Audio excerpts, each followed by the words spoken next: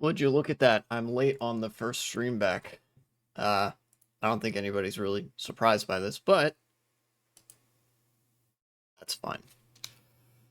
Okay. So, welcome back to the stream. Welcome to the stream for the uninitiated. It's good to be back. It is good to be back. Today's probably going to be a relatively low-key sort of day. Trying to ease myself back into this.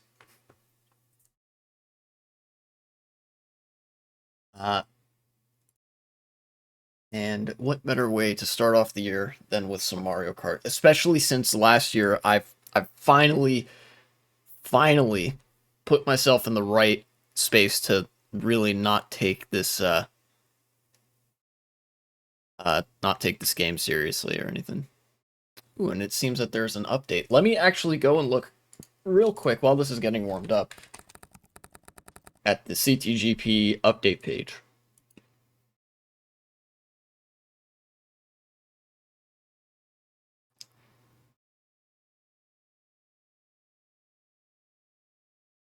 Hello, welcome back to chat, Flat Earth Dennis 69. Good to have you here.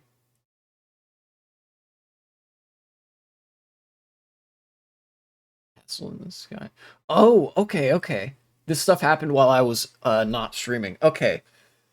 CTGP Christmas track update. Aqua Dungeon replaces Alone and Incomplete. Oh, but I like that track. Oh, author of Alone and Incomplete requested its removal. Okay, then we want to be respectful to the track creators in that case. What else we got? Fiery Factory Fading Frost. That's a tongue twister. Replacing Desert Mushroom Ruins. Weemfi Wonderworld replacing Sunset Ridge. No! Man. It's sad that Sunset Ridge had to go. I think that's one of the few tracks that was still left from the days that I started playing CTGP. Apart from like the usual suspects of like Wario's Coliseum and Mushroom Peaks, I think. But Wario Coliseum is a GCN port, and we love our GCN ports. And Mushroom Peaks is Mushroom Peaks. So,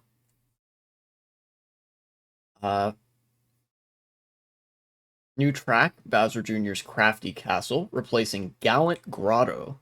Author of Gallant Grotto requested its removal. Okay, so it seems like CTGP is doing a little bit more of like these temporary track rotation kind of deals, which is interesting. Not sure how I feel about that yet, but Frantic Funyard replacing Lunar Spaceway. Dude, all the cool old tracks are getting got. Man, that sucks. New track, Ruinated Peach's Castle replacing DS Figure 8 Circuit. I guess I'm okay with that. Castle in the Sky replacing Phendrana Frostbite. Author of Phendrana Frostbite requested its removal. Cosmic Grove replacing Nightlife Party. Yeah, it was kind of weird to me that Nightlife Party was in the pack for as long as it did, and featured as prominently as it was too. Didn't seem like it was a very 2023 track. Have you seen Hezbollah bomb Israel? I have seen that. I've seen the. Just give me 1 sec. My cat is being annoying. Give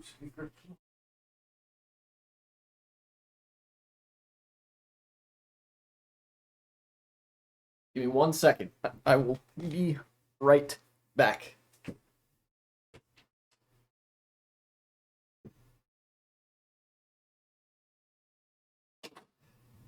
All right. I've been keeping up with the Israel-Palestine conflict every day, and I have some thoughts on it.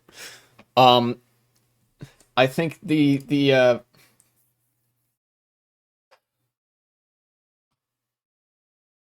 how do I want to start with this? The militia groups, Hezbollah, Hamas, whoever else is active in the region. North Korea is shelling the South. Now, hold on, that's news.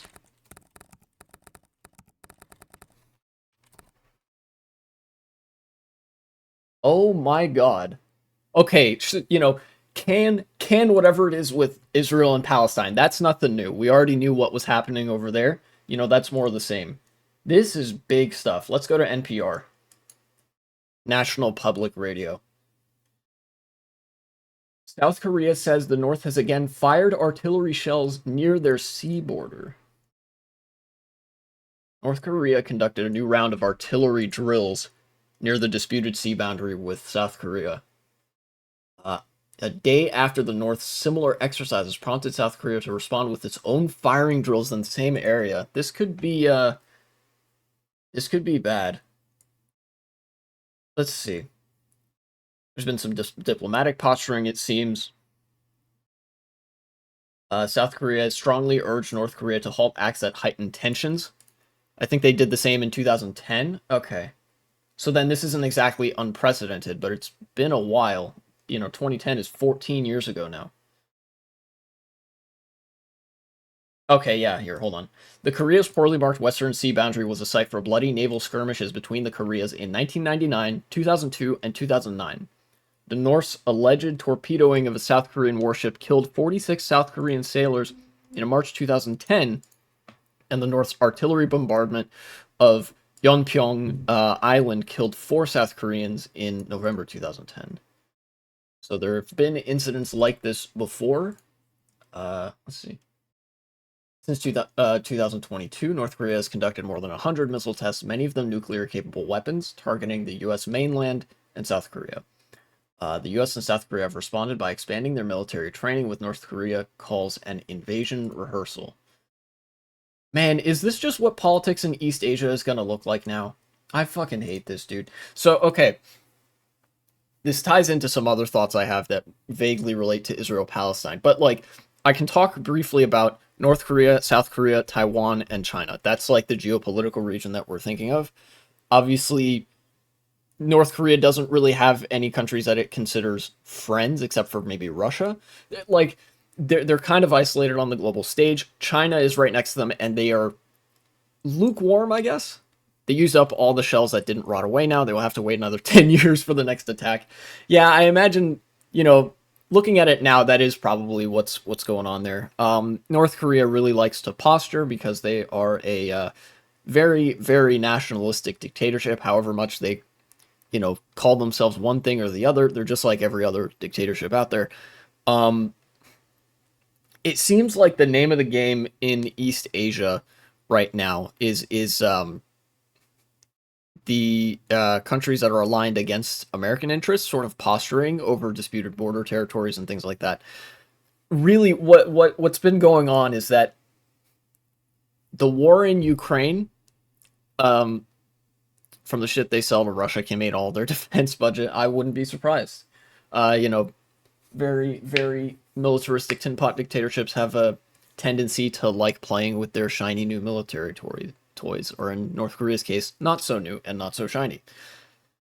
The war in Ukraine, Russia's invasion, really spiked world tensions. In fact, you could probably trace this back to the annexation of Crimea in 2014. Throughout the 21st century, tensions have only been heating up ever since the collapse of the Soviet Union.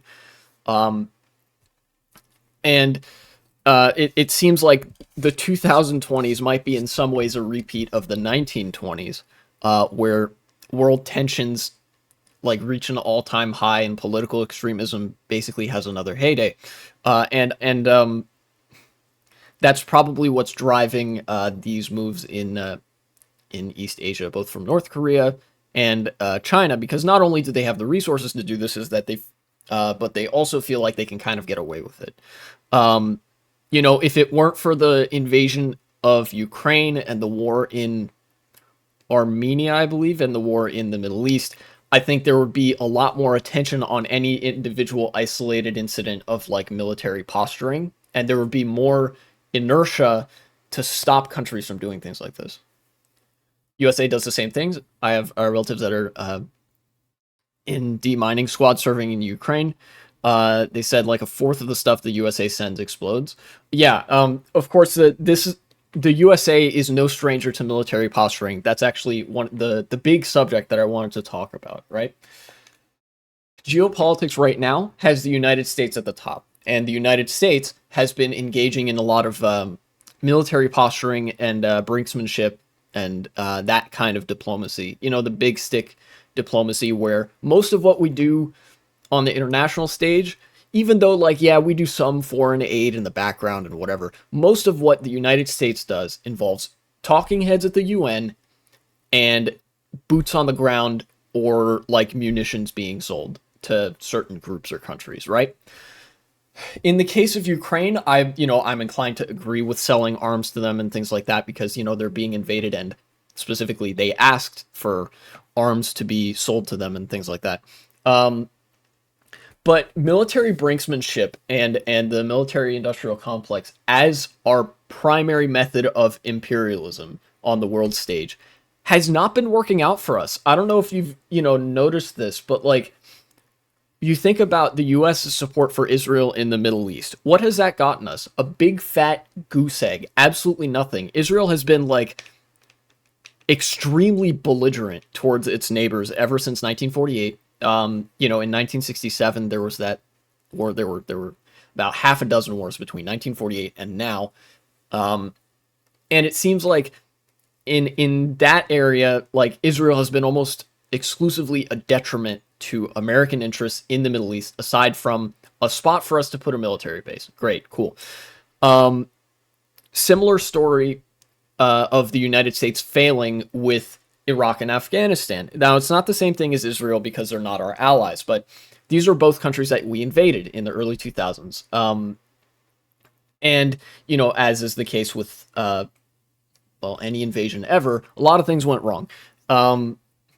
Instead of doing what I think the United States should have done, which is heavily invest money in these countries, we went in with boots on the ground, occupied them for long ass time, pulled out, and now they're smoldering dumpster fires, basically. And the world is lesser for it. And not only that, the United States is lesser for it, because there are now economic vacuums in the region where, like, the United States basically can't set foot. It is hard for me to overstate the magnitude of the failure that the United States had to do in order for that to happen. Like, we're the global superpower. We can basically do whatever we want, and the fact that now we've fucked up so bad that those areas are completely off limits to us, the most powerful country in the world, I think that speaks to how bad of a strategy this is, right? International politics is all about, like, advancing your own interests on the world stage, making it so that you were better off than you used to be, usually at the expense of somebody, but it doesn't always have to be like that. It could just be like a relative gain, right? I don't know if what I'm saying is making sense here, but what I'm getting at is that the United States is very dumb in the way that it pursues its geopolitical objectives. Waving a big stick around and putting boots on the ground is not really a good strategy for us, unless it's specifically with another country doing the same, because we're better at that. With China and North Korea, the United States, in conjunction with Taiwan and South Korea, have more powerful militaries. They can't really win on that front, but look at what China has been doing with the Belt and Road Initiative, right?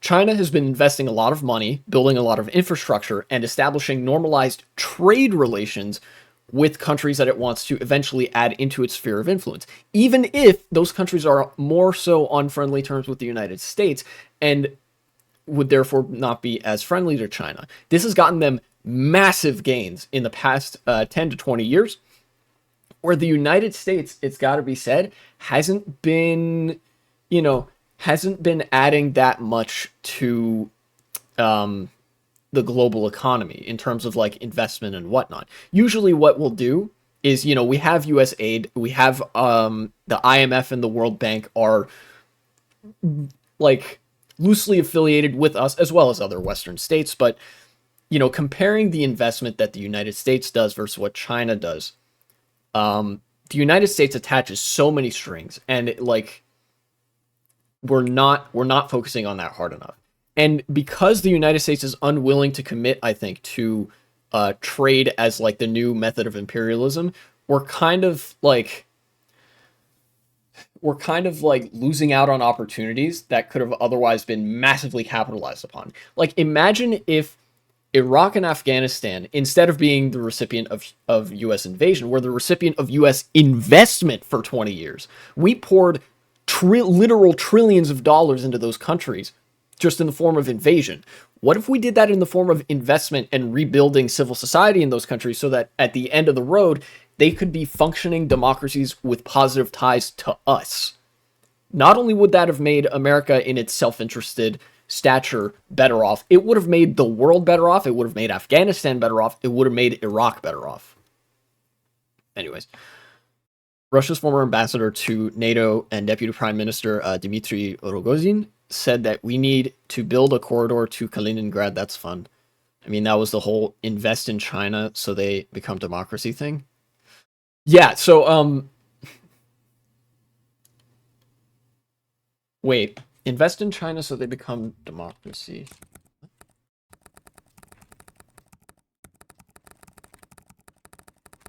I wonder if I can find any, like, talking points on that.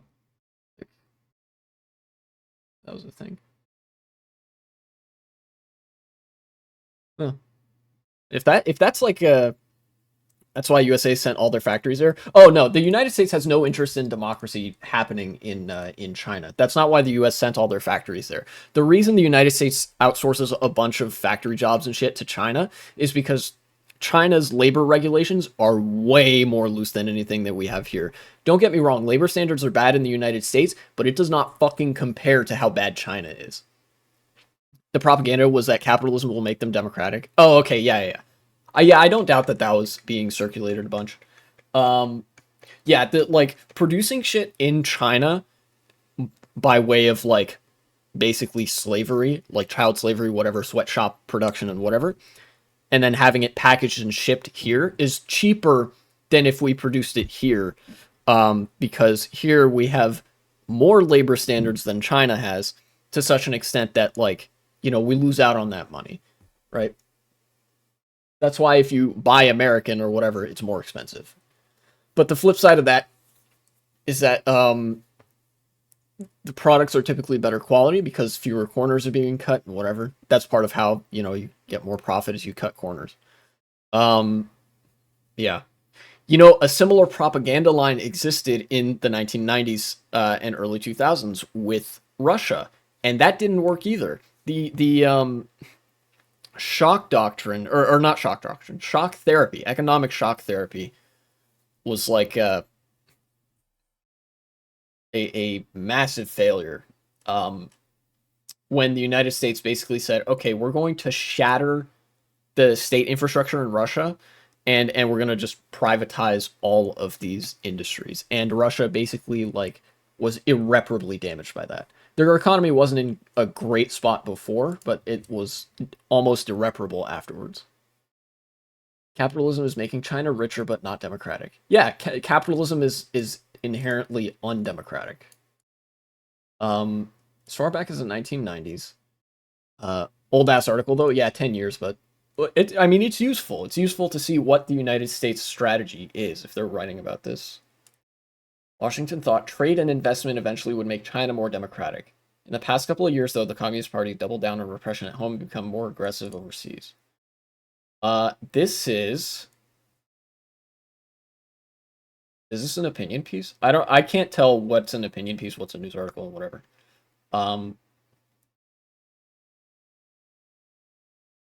Capitalism had the opposite effect. Oh, it's about Obama's visit. Okay. American policymakers thought China would follow the path of other East Asian dictatorships, such as Taiwan and South Korea. Ah, there's the mistake. So I actually, very conveniently, I've read about what made Taiwan and South Korea economically successful. Here's the thing: they only democratized after they industrialized. I read an article about the economic protectionism and strategies that were present in Taiwan and South Korea, as well as a couple other countries. Through the 20th century, the U.S. effectively leaned on not China, Taiwan and South Korea to say like, hey, you have to do these protectionist strategies. You have to do this so that your economy will be strong enough to stand on its own independent of China because they're our adversary and whatever. And because of that, I'm skipping over a lot, but like at the end of the road, they had like economies that were capable of competing with Europe, and that could have like a seat at the global table. But through all of this, they were still tin pot dictatorships. South Korea didn't become a democracy until the 1980s, and I'm pretty sure Taiwan didn't become a democracy till like the 70s. Right? And that was after the industrialization had already happened. So like the idea that capitalism will make a country democratic is just not true. It's never really been true.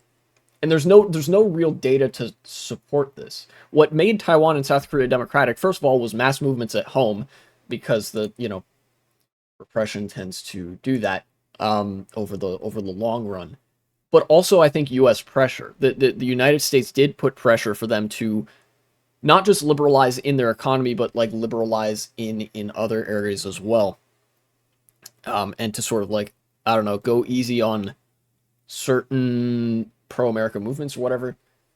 That part of it I'm not as well read on, but I know that like the capitalism and the democracy are not related. Um, Obligatory Pinochet mention as well.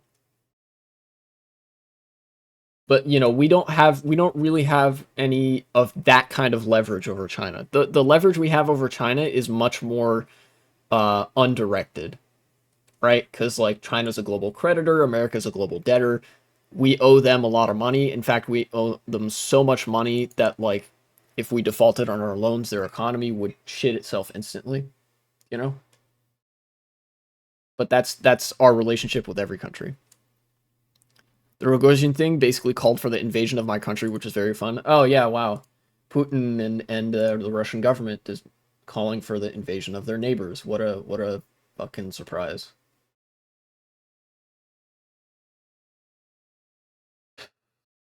How long can the Communist Party stay in power? Pei expects it to run out 10 to 15 years. Oh, it's because you're blockading Kaliningrad. Yeah. Yeah.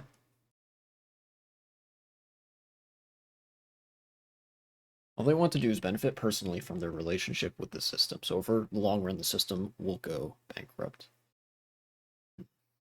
Let's look at the young people in Shanghai and Beijing. They're more similar to their peers in Taipei, Tokyo, Washington, and New York. It's a very powerful force. They have similar lifestyles. They have similar kind of inspiration. Sooner or later, they will also want to have freedom. Lee says that's natural. When that might happen, though, is anyone's guess. I think I agree, actually. Ordinarily I might scoff at the notion that like, oh, they're about to collapse. The East has fallen. Billions must, I don't know, something. But yeah, I think the Chinese Communist Party, right, and their authoritarian government have really been coasting along on economic successes, which historically enable dictators to sort of remain in power longer. It is generally the case that a bad economy or a very struggling economy with respect to growth means a lot more civil and political unrest. And thus the opposite is true. If there's a lot of growth and the standard of living is increasing, or, infrastructure is really good, et cetera, then unrest will be quite a bit lower. And authoritarian governments have a lot more leeway that way. But China is running into some hiccups. Their demographics are basically fucked for a generation or two. Eventually, they are going to hit a snag that they can't pull themselves out of. That I agree on. 10 or 15 years is too specific of an estimate for me to get behind, especially because that was an article from 2014, and now we're already 10 years out, and the cracks don't appear to be showing in such a way that would indicate the, like, collapse of the Chinese government is, like, at hand or anything. But I do think that, like, the model that China has taken historically and the model that they are operating off of right now is not tenable. And the reason I can say that with relative certainty is because it's not all too different from the model that most capitalist countries use. They just paint themselves with red paint and a hammer and sickle. Doesn't make them any less capitalist. They got billionaires, they got private equity, they got real estate firms and all that. They have all of the problems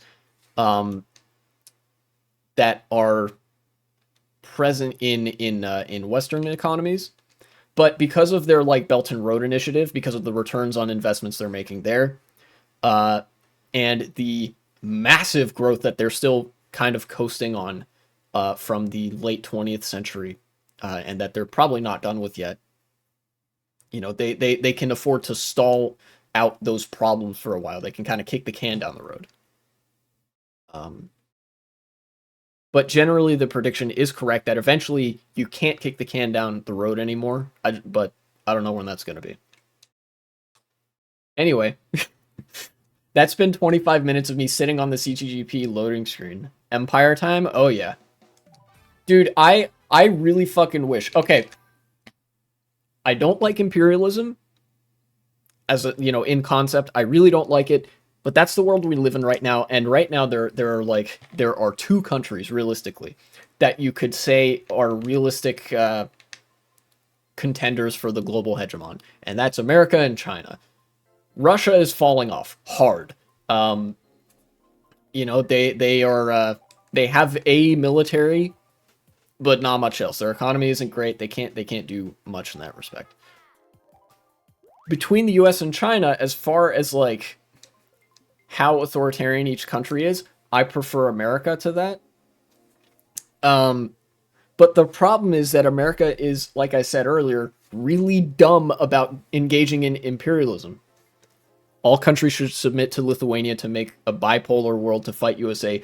True! I love it when the world is full of bipolar Europeans and Americans.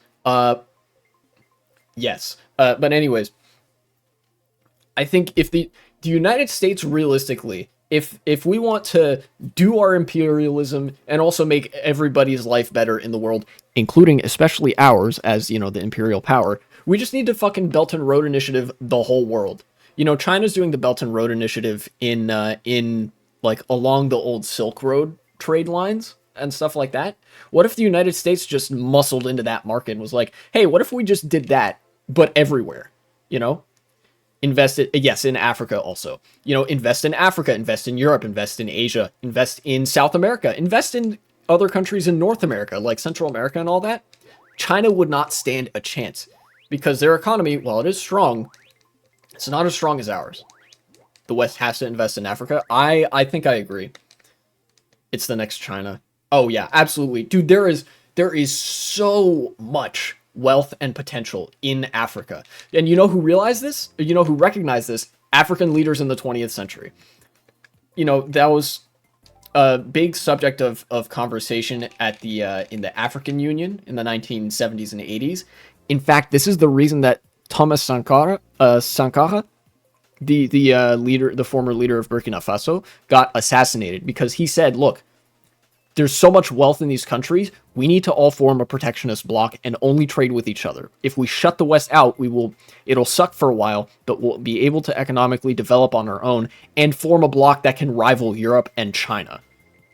And he was right. So France has fucking assassinated him because, you know, the West still wants to engage in neocolonialism. And so does China, as it turns out. China's moving all their factories to Africa. Yep, for the same reason that America is moving factories to China, plus a different reason. Labor in Africa is even cheaper than labor in China because China is developing. It's slowly, you know, it's starting to catch up to the West, which means that eventually you're going to see some higher labor costs to that effect. But then also, a la Belt and Road Initiative, after China like invests in a bunch of countries down there, they're going to be more friendly to China, and that means they're going to want to have more positive trade relations and stuff like that. So there's going to be like a very real Chinese sphere of influence with newly industrialized powers that China itself has created, and ultimately, every country should be trying to do the same thing. You know, the 21st century and the world that we live in that's as globalized as it is, this is a world of trade. And, like, military brinksmanship just doesn't have much of a place in this world. Like, think about how disastrous it would be if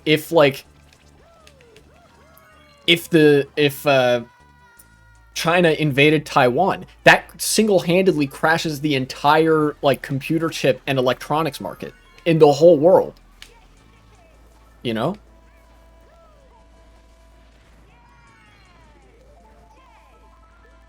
already pretty developed. It's just an excuse to use more coal. Um, Africa, you mean? No, Africa is not, Africa is very not developed. Like, you could literally... Oh, China. Yeah, that's actually... That's exactly what I was getting at. As China develops more and more, they're going to run into the same problem that the United States ran into, which is, like, you know, labor costs and whatnot. You know, production in China is going to become a little bit more expensive as a result directly of it being more developed. And that's part of why they want to move their factories there.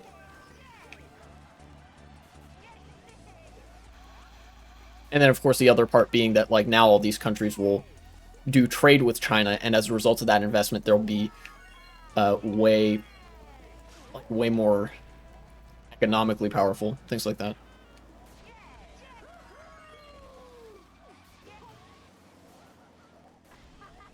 Talking all this geopolitics, meanwhile, here I am being really bad at driving.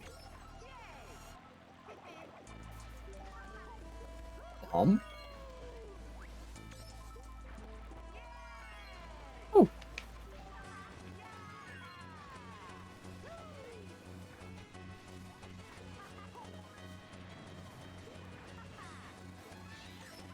Yeah. Oh, baby.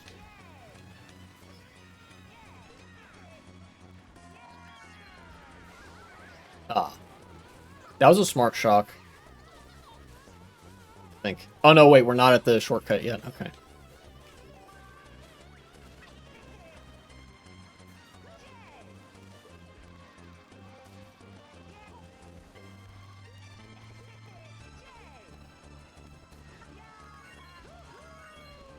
I can't believe I made that.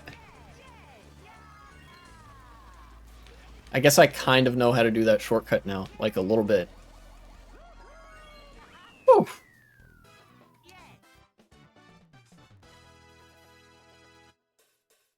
Probably the best I've driven that track, despite, like, not knowing what I was doing, more or less. You seen Ukraine destroy a Russian command center in Crimea? I did see that. I did, in fact, see that. And that's pretty big news. As far as I remember seeing about that, that's equipment that Russia can't really replace. Who do you think Crimea belongs to? Crimea belongs to the Tatars, but in the world that we're living in right now, the Tatars have been massively, like, genocide and whatever. And ultimately, like, if we're talking about an ideally stable world, that shit belongs to Ukraine. You know, at the end of the day, like... Wrong, Lithuania. Very true. All land belonged to Lithuania, actually. Lithuania from Moskva to... Fuck. To Krakow, sure. Whatever. Yeah, no, Crimea, as far as legal...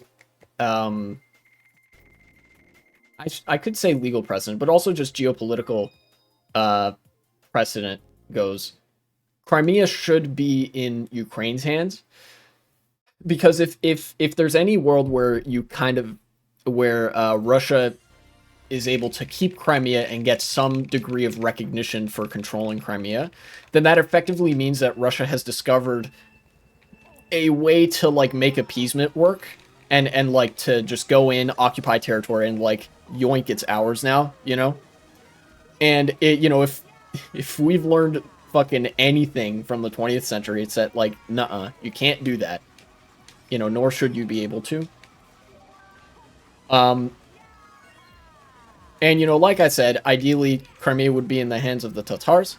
But in this world of nation-states, it's the ideal thing is to avoid war and avoid the circumstances under which war would become more likely, or more commonplace.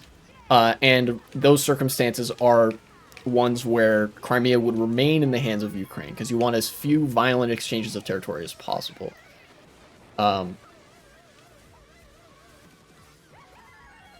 Crimean Tatars in Lithuania come from Crimea, which logically means it's Lithuanian. I see no flaw in this. None whatsoever. Yeah. And actually, as far as the Tatars go, you know, Russia is really bad to its ethnic minorities. In fact, they, like, most of them they just ship to the front lines over in Ukraine. But you know, with the Tatars, as far as I have seen, Ukraine has been decent enough to them, you know, in allowing them to live as they would, speak their language and things like that. I don't know what languages exactly they speak and things like that, but you know, I think that adds a point for me that like Crimea really should be with Ukraine and not Russia. It just makes it a little bit easier. I think even if they both weren't very good to the Tatars, I would still say that like Ukraine should have Crimea. Um, Again, because of the whole like you don't want to set that precedent where Russia can just bulldoze over something and take it. Um, you know. Although, unfortunately, with the United States withdrawing a lot of its aid from Ukraine, it looks like the reality that we're going to be facing is not going to be that. It's going to be one where the war enters like a really bloody and prolonged stalemate, or one where Ukraine actually does have to give up some territory. Hopefully, if we see more strikes like that one in the Crimean Russian weapons depot, or that ship, or whatever it was, if we see more stuff like that, if Ukraine is really smart about its offensive and its disrupting of the Russian supply lines, then we might not need to face that. You know, and I would love that. But, you know, this is war, and fog of war means that a lot of things become a lot less certain.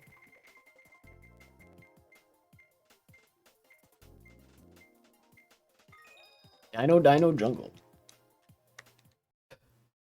We will crush Russia easily with our 0 tanks. So true. So true.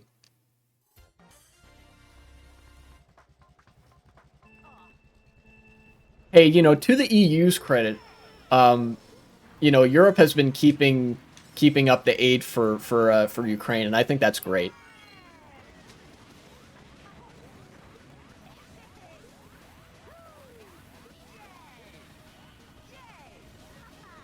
Okay. Now, the one thing I remember about this track when I was playing it on the last stream last year is that there's the shortcut. There's the shortcut at the end that was in the 3DS version, and that is also in this version. And I don't remember exactly how you do it, and I didn't remember there either. Germans are also sending a lot of troops in my country. Yeah, that makes sense. You want a friendly military presence in the event of like Russian buildup. You know, because you know, like we were talking about last time, Lithuania is really small. Oh, and I got shot.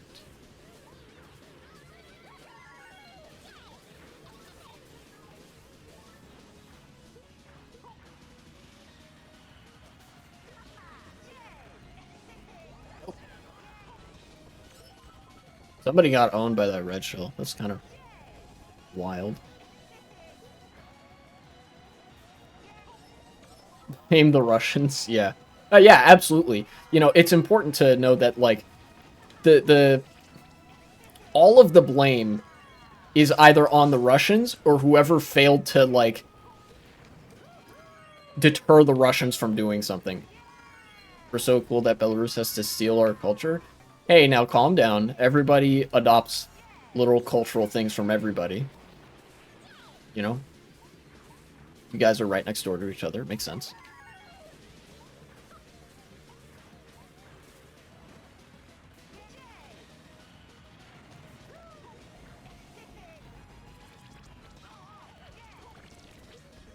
Oh, what happened to them? The proposed free Belarus anthem? I have not heard that. I'm actually not that much of a music person. Despite me enjoying like video game music and customizing my game with the video game music and all that, really not a music kind of guy. Yeah, I got it. Okay, so I figured out what I was doing wrong. You just have to jump. at that part. You have to, like, hop as you're going off the ramp. Least culture stealing Belarusian song? I see.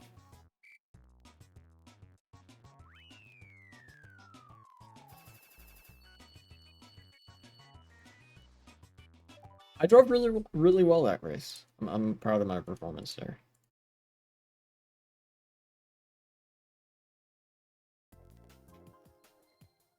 Of course, I'm joking. Okay, yeah, I gotcha. Sorry, it's hard. It's hard for me to tell over text sometimes. You know, that's all. Hmm.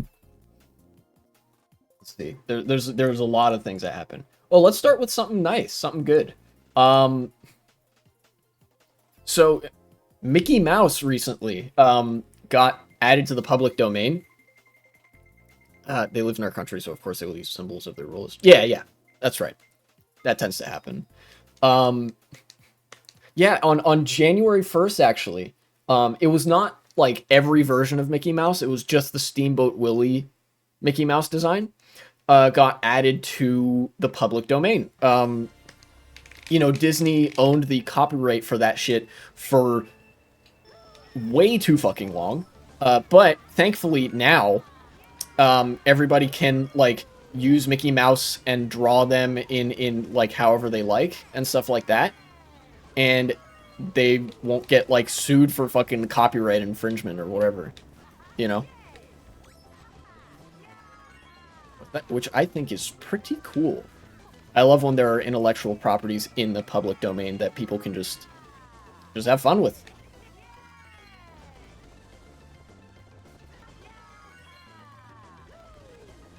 Nintendo and Disney agree on one thing, fucking over their users. Oh yeah, 100%. The reason that like Disney the reason that Disney and other companies want like intellectual property rights is because of the like relative power that they get from like monopolizing the use of that like thing, right? Like Disney's the only company for the longest time that was allowed to make any money off of Mickey Mouse stuff. Same thing with Nintendo and like all the IPs that they own, Mario and whatever else, right? They would still be making so much fucking money if that stuff was in the public domain, but the fact that they would have any competition means that they have to raise their standards for like what they make, because somebody else could make something cool with Mickey Mouse or like Mario or whatever IP in it, and then they would be like, oh shit, well now we have to provide people kind of with a reason that they would buy our stuff that isn't like this person made this illegally and will fucking sue them or whatever, you know? In fact, it's one of the biggest problems with intellectual property is because it's not even examples like that that will lead people to get sued. You know, just using that or drawing it at all can get you in some serious trouble. And it really stifles artistic expression and development when stuff like that is held out of reach of the public domain, you know?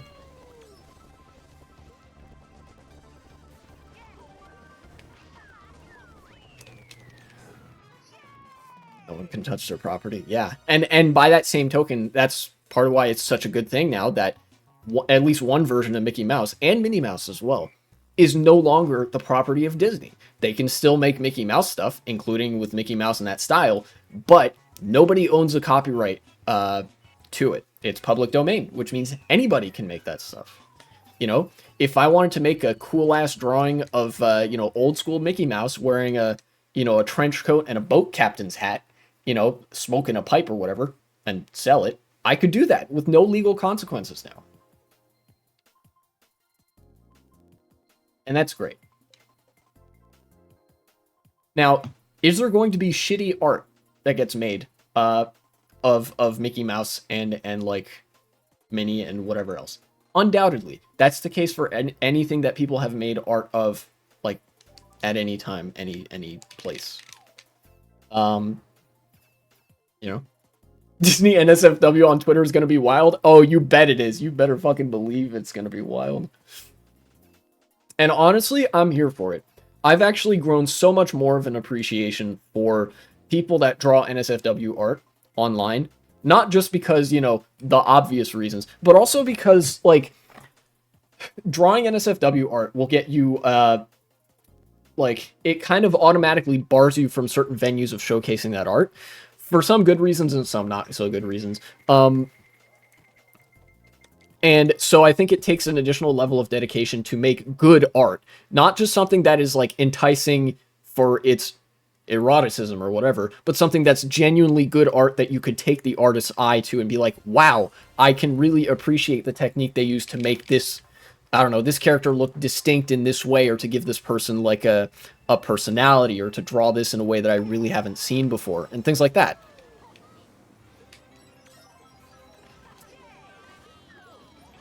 Another classic public domain W.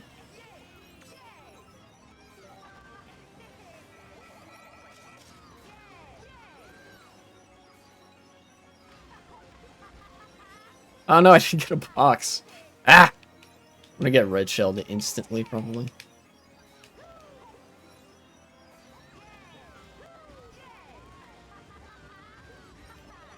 Ah, you tried! They tried to do the thing.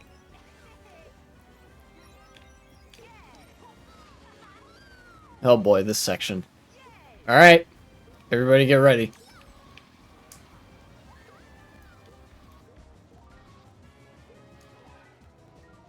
Ah. This is difficult as fuck. Okay. We're good, we're good. Whew. Why is this track still in the pack? I don't understand this.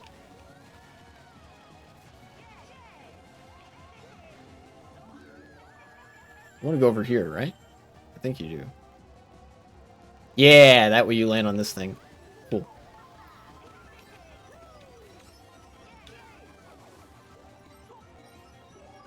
I tried.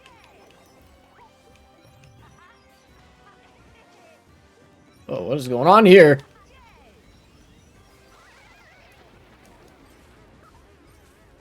Russia will always take the L's as our leader is a far better singer. Oh, yeah.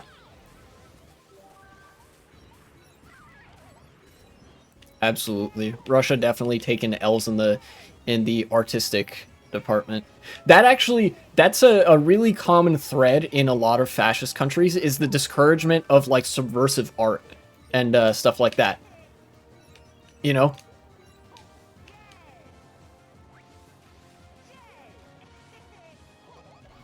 Which is a real shame, because subversive art is pretty cool.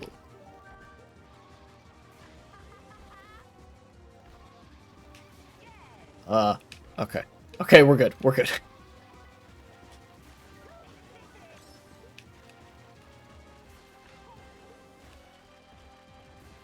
It's like, oh, this is something really interesting I learned about Nazi Germany recently. Our graffiti is great. Oh, I fucking love graffiti. And yeah, I don't doubt for a second that Lithuanian graffiti is really cool.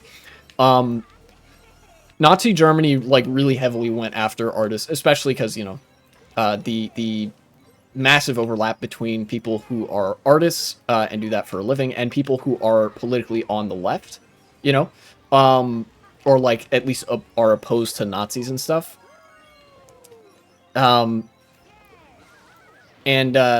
You know, they said, oh, they're degenerate and they make degenerate art and shit like that. And so the Nazis were like, here, let's open our own state-approved art museum to show the not degenerate art, right?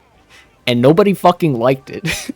No, you know, Nazi art was so bad and so, like, dumb and propagandistic and devoid of artistic value that nearby they had to open the Museum of Degenerate Art so that people could go and see the actual artworks that the Nazis really didn't like. And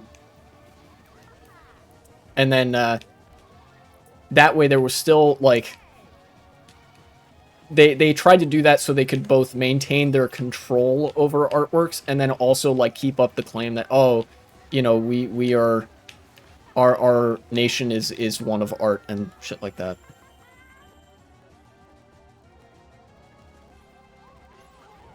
Oh, I'm dead. The link to the graffiti? That's pretty good. Mural of Donald Trump kissing Vladimir. Oh, it's perfect. They're both wearing Adidas tracksuits. It's perfect. Absolutely perfect. Hell yeah. They slayed so hard together. That's so true. They really did.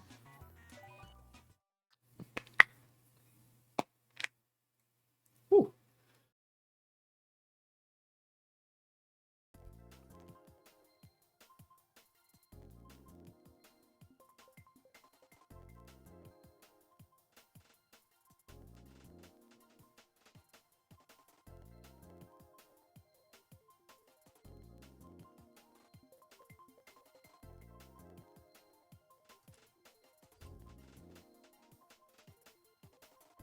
Let's see.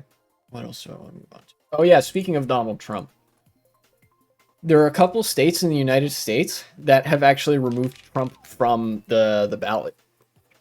Um, Now keep your pants on because there's more to that than meets the eye. Colorado did so by court decision. The state Supreme Court of Colorado um, ruled that it is constitutionally acceptable for Trump to be removed from the ballot because he engaged in insurrection. And then by the same token, the state of Maine decided not only that, but this provision is self-enforcing, so our executive branch will remove his name from the ballot. There's another one of Trump holding a cigarette and blowing smoke into Putin's mouth. Based, yeah.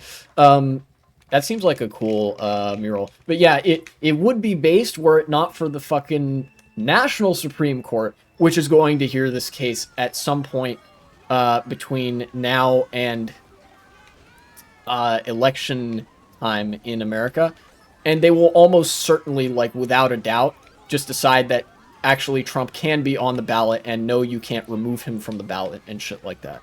You know, this is like, it was already kind of just a symbolic victory because Maine and Colorado tend to not vote for the Republican anyway. But now it might become even less of a victory because the Supreme Court's going to decide, nah, actually, you have to allow this guy on the ballot.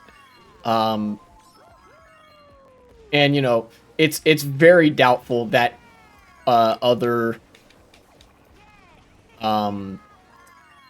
courts and other states will decide to get Trump removed from the ballot. So, unfortunately, it's like, you know, not much on that front.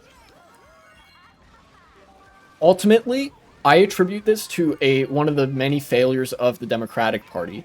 And when I say that, I'm not going to equivocate and say that the Democrats are as bad as the Republicans or anything like that. No, the Democrats are incompetent at doing good, and the Republicans are semi-competent at doing evil. You know, one of these is clearly preferable, but really, like, the Democrats were not nearly loud enough about just screaming from the hills that Trump was an insurrectionist and a traitor to the U.S. and whatever. You know, they should have been on this way earlier than right now, because the right wing has actually had time to consolidate a narrative. And, you know, now that narrative persists more or less all the way to the top, and, you know, with the Supreme Court and all that. While the left and the liberals in this country is just kind of, you know, where's that put us?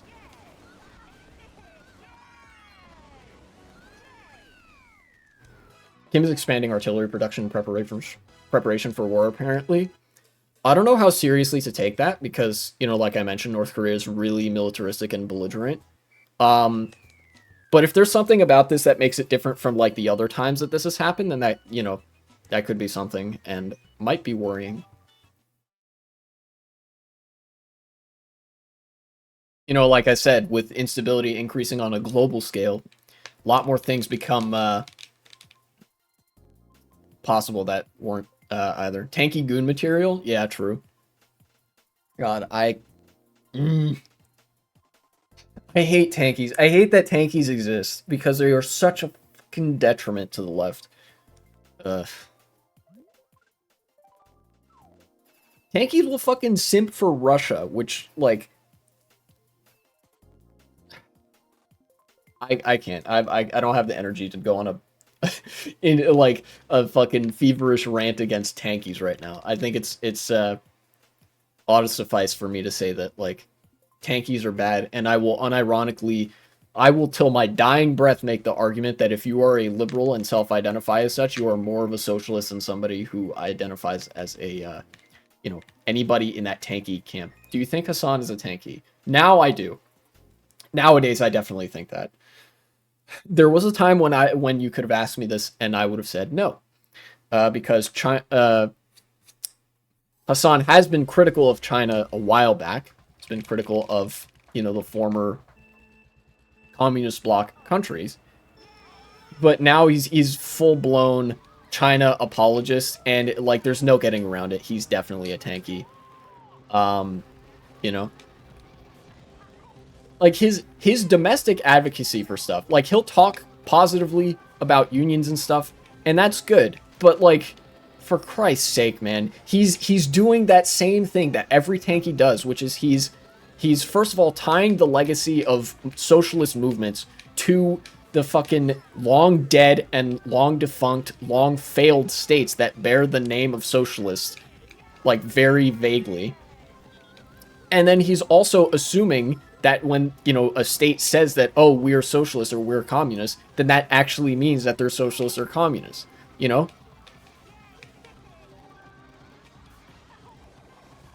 So, same was for him during, for years, even during Ukraine. Yeah, I was even willing to forgive him for some of the Ukraine stuff, because I attribute that to him just kind of having a bad take and being like, okay, well, it's hard for him to admit that he, like, said something wrong. But, like, I think with, an increasing number of instances of that have just pushed him more into the tanky side of things.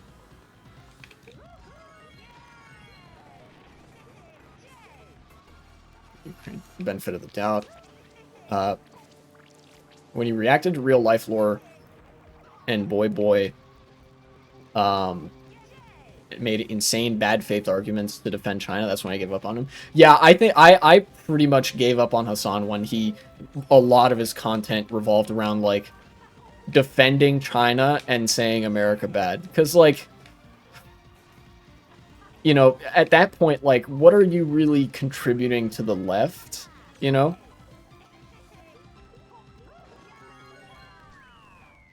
Like in a video about China building base, he got mad that every other sentence wasn't condemning USA.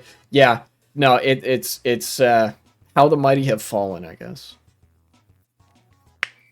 Everybody should instead come watch me, because I aestheticize myself like a tanky, but I am not a tanky. Haha. In a video about China, he wanted to talk about USA military budget. Yeah, dude. Okay. To be sure, the military budget of America is big, but if you zoom out and you take a look at the economics and stuff, that's just because the US economy is so big and represents such an outsized portion of the world economy. And also because of, like, there's some stuff regarding NATO where, like, there are some other countries that are paying more or less into the NATO defense stuff so that US, like, meets it. And also, there are attitudes left over from the Cold War where the United States wants to increase its military budget year over year, etc., etc. But, like, the almost $900 billion a year that we spend on the military doesn't actually stop us from spending money on anything else. Like, a lot of my critique of the United States spending so much on the military came from the mistaken notion that the United States had to worry about balancing a checkbook. We don't. We're the world's money supply, and we're a global debtor. We have every reason to simply go into debt to other countries around the world, if it means that we get to build like an infrastructure project or social safety net systems and whatever that will see a return on investment. There are a lot of programs like this that are self-paying. They pay for themselves. The money is also spent defending other countries, not USA alone. Yeah, that's right. Like a significant part of the US military budget goes to our defense of allied countries and things like that.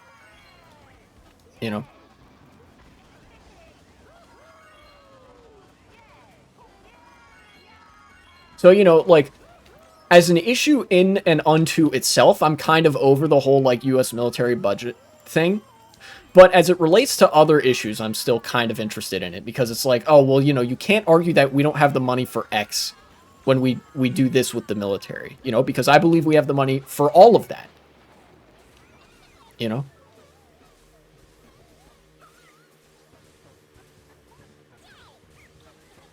Actually, what I'd be a little bit more concerned with is the budget that the United States has for various police departments, because the police departments actually don't do anything. You know, the U.S. military does a lot of things, you know, good and bad, but they do things.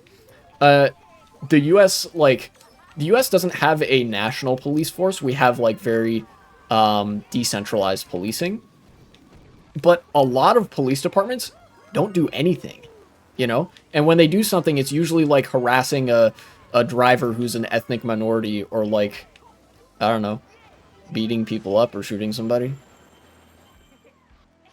I think what we need to do is cut taxes for the wealthy more. Real and true. Many such cases. Definitely gonna work the 69th time that we do it. We have to do it 69 times because then it'll be nice. You know.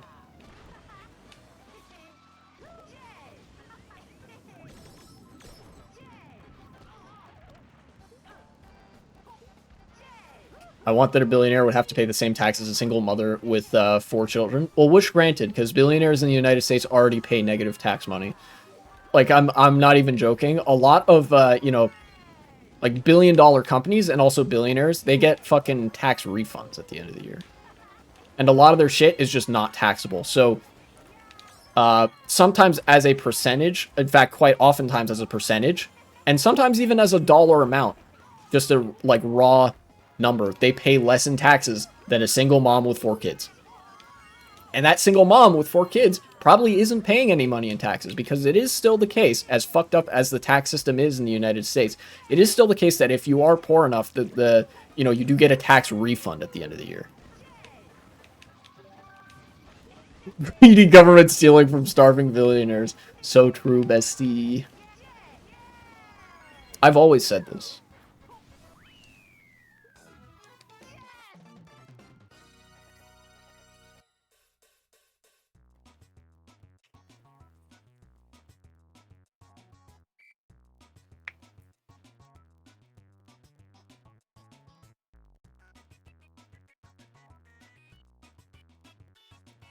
Wow, I got really far ahead of everybody. What's that?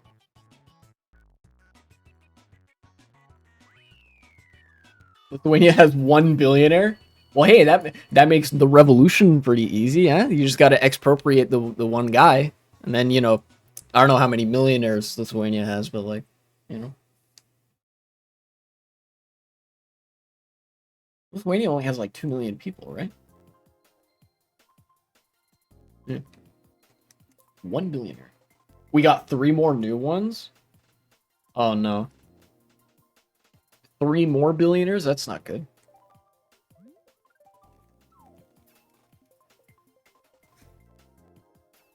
Dude, the fact that billionaires exist is such a fucking disappointment.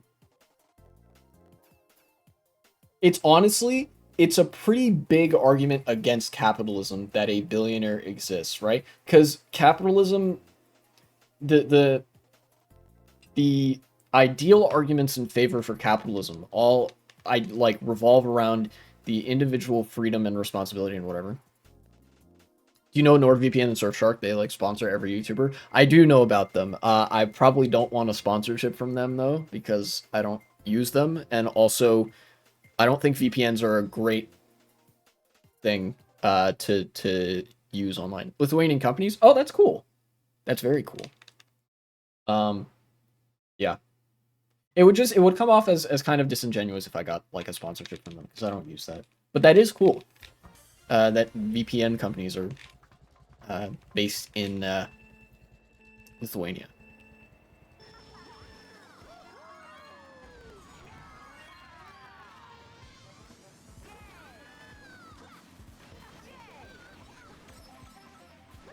This is a wacky track. Is it faster to go on that zipper there?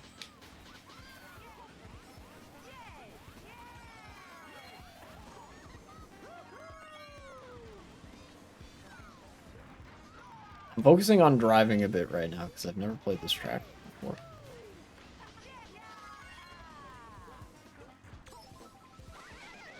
I see. We have 4 total billionaires. Huh.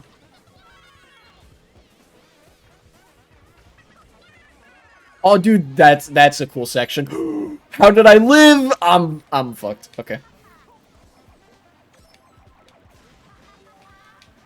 All right, I have a banana. I'm no longer 100% fucked. I'm only kind of fucked. Look, I'll hang out in second and third as long as it means I don't get owned by a red or a blue shell. You know, I'm good.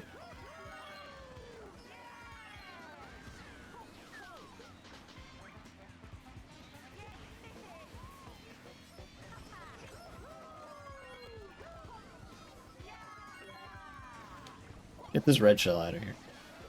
You gonna get hit? He is. Okay. Okay. My biggest priority is I don't want to get hit by that green shell. That's what I don't want to happen. For the most part. What a target shock! That was actually so smart by that person.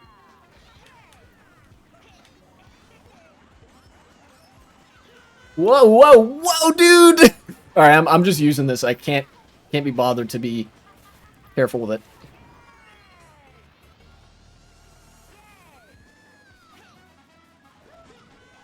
Give me this.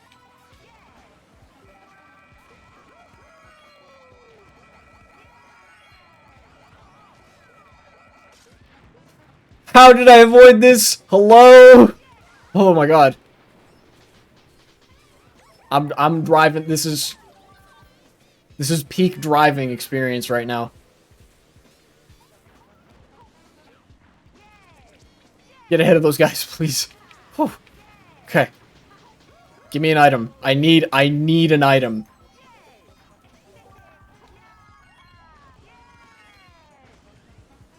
Please don't shock me here.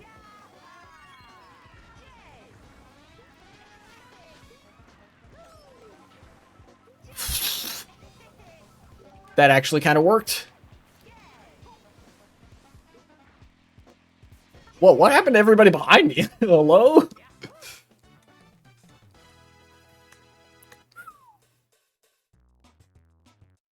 You know, I was skeptical of that track at first because I remember, I think, having played an older version of it. And when I saw that it was just a W shape, I was like, you know, how interesting could this really be? But boy, was I ever proven wrong. God damn.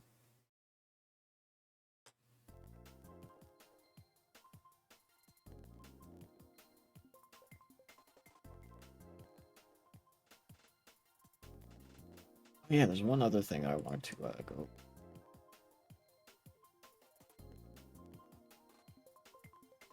Well, a couple other things, but our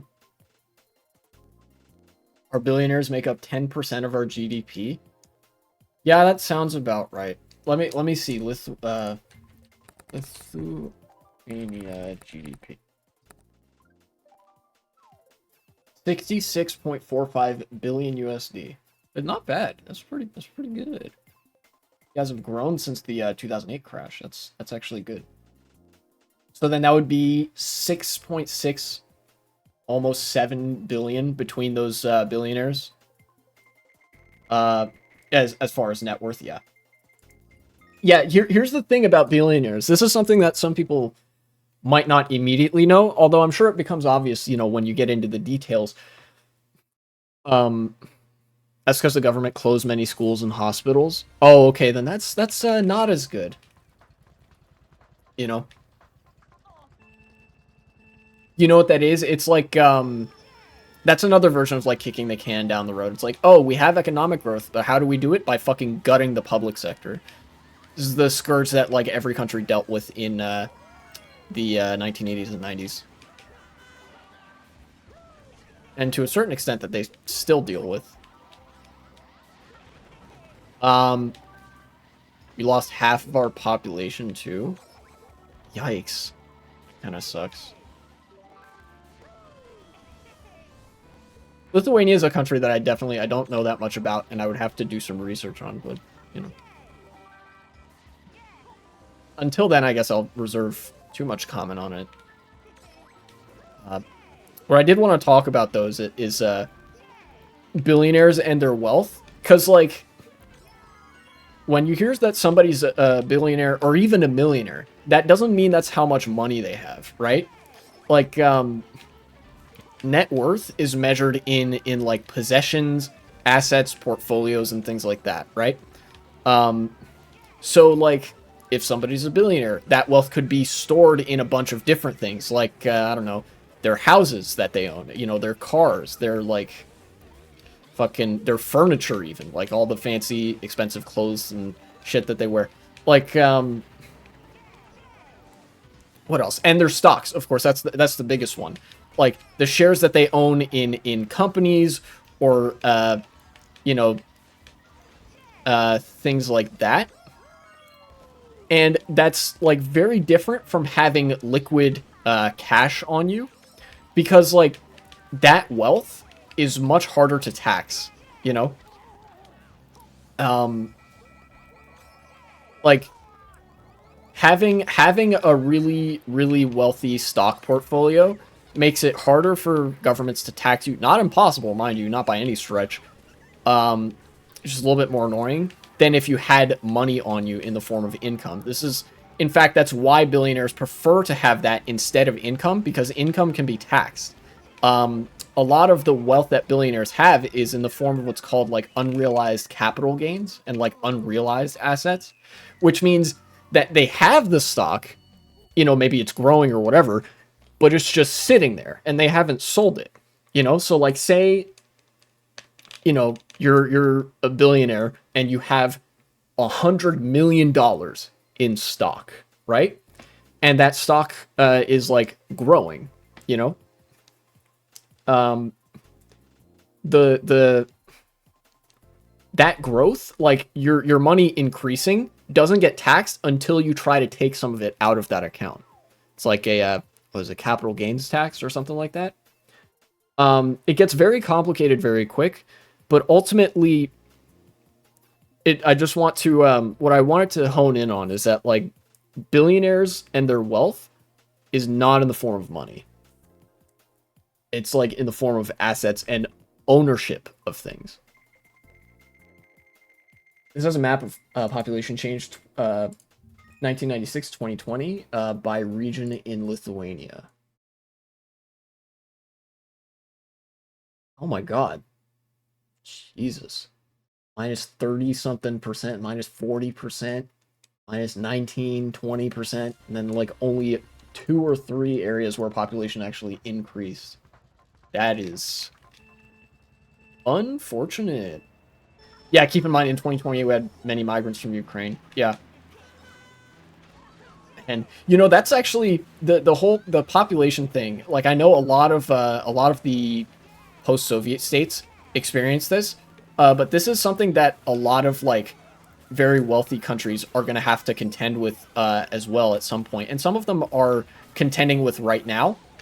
That like when these countries have industrialized, the birth rate and the population growth starts to taper off. Now the reason for this isn't actually because they're industrialized, but rather because fucking capitalism sucks and the accumulation of wealth sucks, and it results in a very sucky life that people don't really want to bring kids into. It like it's this weird paradox where like in a poor situation you like have to have kids in order to help you work. Like if you're living in a poor country and whatever, you need kids to like help on the farm or whatever. And then in a wealthy country, life still sucks, but you don't absolutely have to have kids, so people don't really have kids. And also, you know, raising a kid is pretty expensive, and a lot of those costs get offloaded to the parents instead of like social services helping with that. Right? And then like, but those are still issues that can be addressed. You could actually, if you created a economic scenario where it was like, if people had kids, then it would be a lot easier financially to raise those kids, then the birth rate would actually increase. And that sounds self-explanatory to say, because it is, but there are a lot of policymakers that still haven't picked up on that. You know, and that's the kind of thing that fascist countries get obsessed with, where they want the high birth rates, they want the birth rate to increase, and they create all these weird, like, go have sex camp, and things like that. But they, like, don't actually want to fix the problems because they don't see them as problems. So, like, they try to force something to happen without any incentives for it to happen in the first place. And that's how you get areas where, like, that's how you get populations declining in some countries that are industrialized, because like people's lives aren't that great. They're working their asses off and they can't afford to or don't have the time to raise kids. And there are no incentive structures that would encourage them to do that. The United States is one of these countries. Lithuania is probably another one.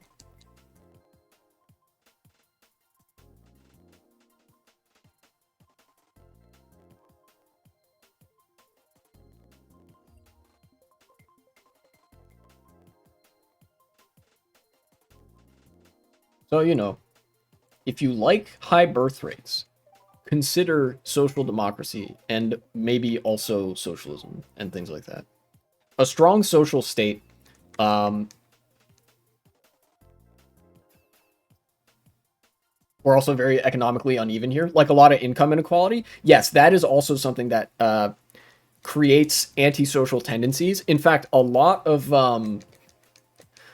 economic studies and sociological studies have been done on this, where one of the biggest drivers of crime and like alienation and people having like mental disorders and whatever, a lot of that is actually income inequality and not quite as much poverty just in general. Because if there's an area that's like, if you have a spread of things that it's like it's uniformly poor, then there's a lot more sympathy to go around, and that still causes a lot of problems, and crime still happens as a result of desperation, but it's not as much because people understand that, like, well, you know, these crimes of desperation, you know, usually theft, there has to be something to steal, right? There has to be that sort of allure of something better, you know?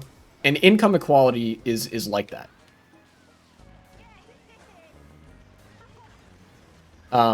So, you know, where you have very wealthy areas right next to very poor areas, you get a lot of crime because people need that economic activity that isn't there for them, but that is there for, like, the people right next door to them. And, you know, that doesn't seem very fair, and that tends to create a lot of resentment.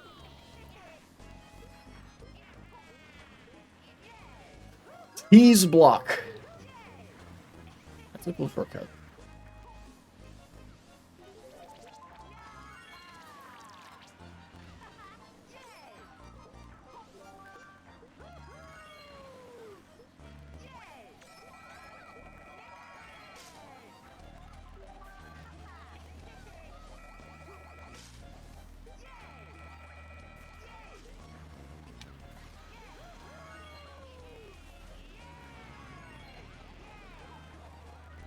Very well-timed blue shell, I must say.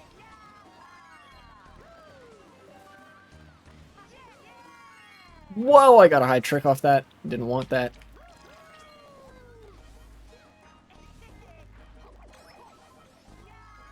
Oop.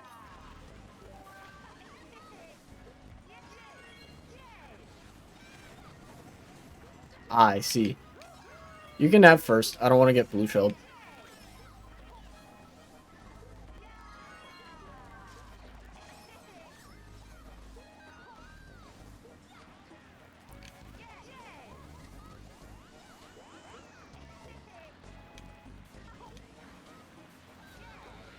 Oh, shit. Dude, that classic dragster guy is going in. I have mad respect for that guy, driving as shitty of a cart as that is.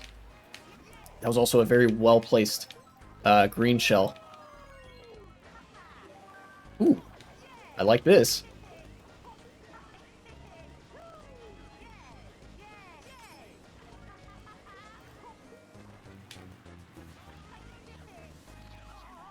Damn it. Silly little banana at the line. I don't think I would have beat him anyways. I was just trying to drive straight and all that.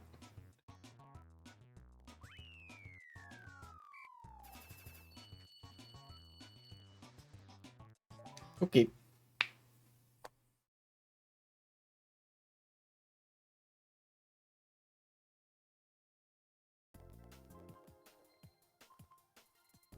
I saw, also over the break, this is less directly related to politics, but I'm sure I'll find a way to tie it in there somehow.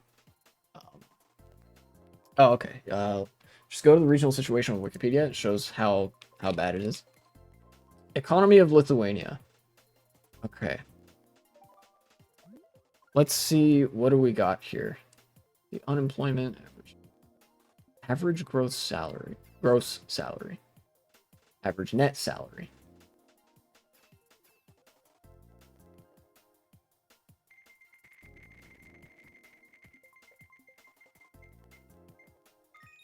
Where's oh boy, share of private sector in GDP, 80%. Not usually a good sign. Where is the here we go, by region. Oh yeah, that's really bad. Now, obviously, it like in any complex, developed country in this sort of trade scenario, it's usually going to be the case that like the capital region or the urban region has more like than the surrounding regions where there's like a lot more rural population. But by the looks of it, that's not exactly what's going on in Lithuania. I'll have to look back after this race, but yeah.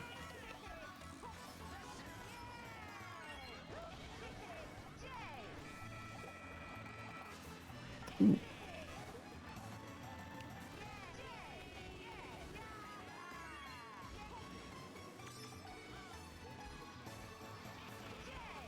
Yeah. Get rid of that.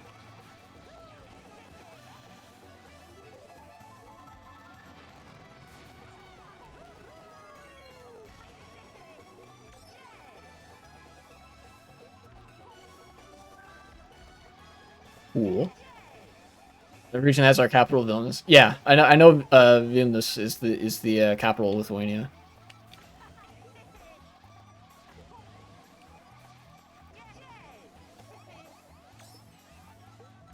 And it seems that it's also the economic capital of Lithuania, which makes sense.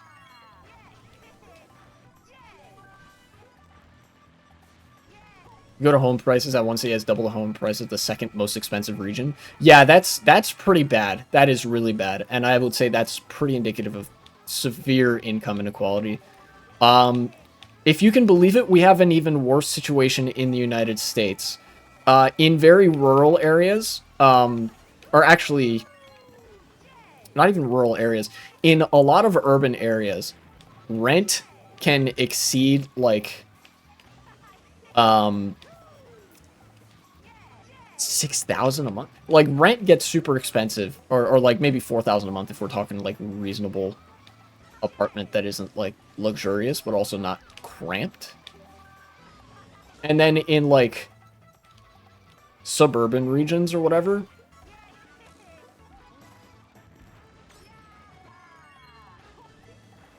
sorry, I'm still racing. I'll have to, it'll be a minute.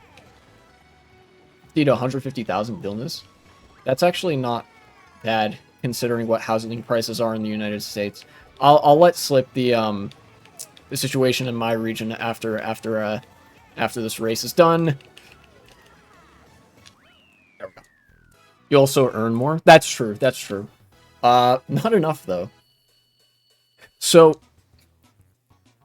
the housing prices in the United States are absolutely insane, for lack of a better way of putting it. Let's see. Here our minimum wage is $750 a month. Ours is not much better. Our minimum wage, federally speaking, like the federal minimum wage is only $7.25 per hour, which per month I think it's about 800. It's not much. It's less than 1,000. It is very much less than 1,000. And then meanwhile, rent in my area is anywhere from $2,000 to $4,000 per month. And home prices are like, we have more taxes too. That's true. There's some economic differences there. Let's I want to take a look at something else that came up.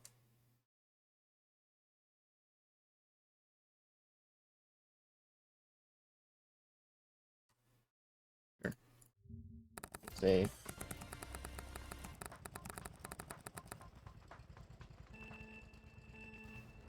had to take a break from that real quick. That just reminded me of some rare good news economically.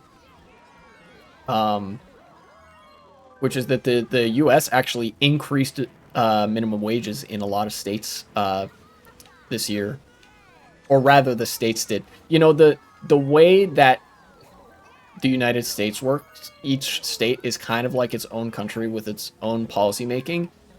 Like, basically, imagine the EU, but it's like actually does stuff, and that's kind of like the federal government of the U.S. You know.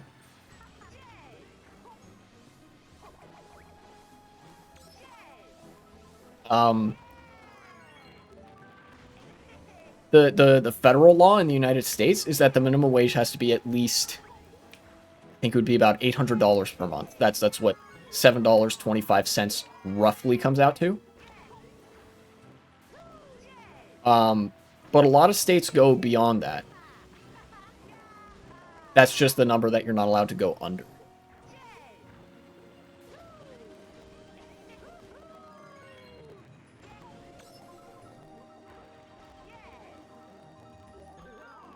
That's why the stuff left for states rats. Joking, don't kill me. Yeah, I know. Hey, look, man, I'm from the South. You know, I was actually, believe it or not, I was taught the states' rights narrative in school, and even at the time, I knew that it was a load of shit. But yeah, look, we're no stranger to making jokes about the states' rights shit over here.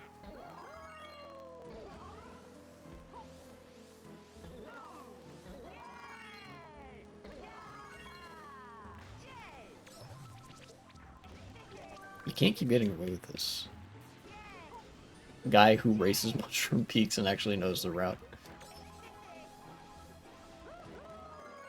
Can't remove statues due to history in Lithuania? Really? You're not allowed to remove statues there? Interesting.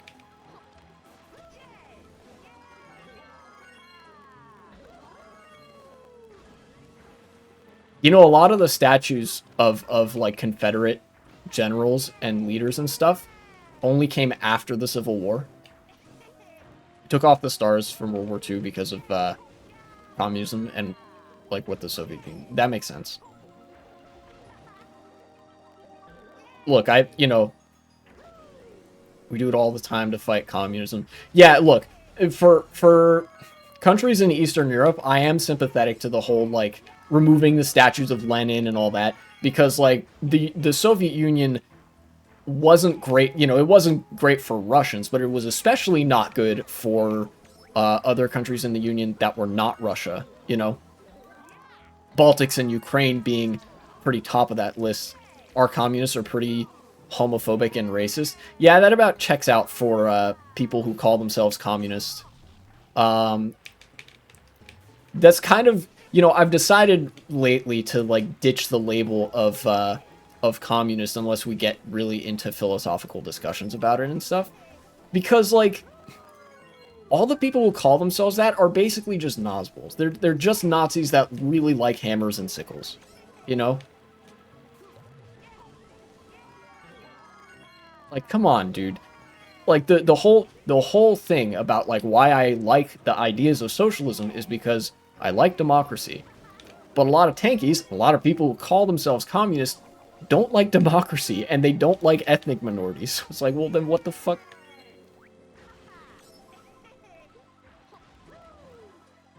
Least racist Soviet cartoon? Oh boy. What do we got here?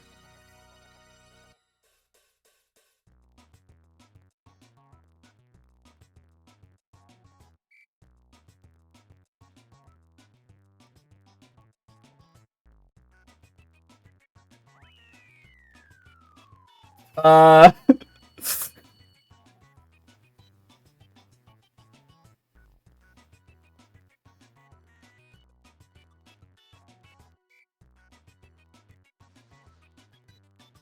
oh my fucking god, dude.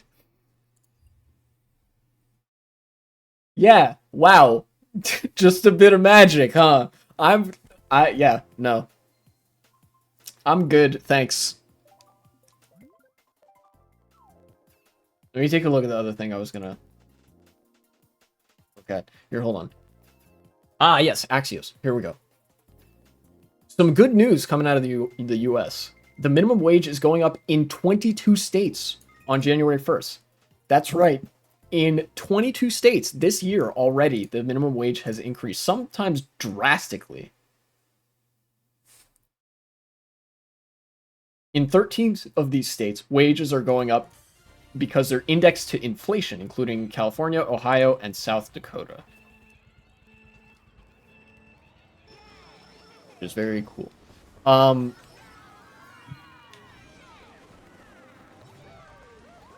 this person's name is Sylveon. Very cool. I have a green shell, but I don't want to throw it. I really don't. Be told.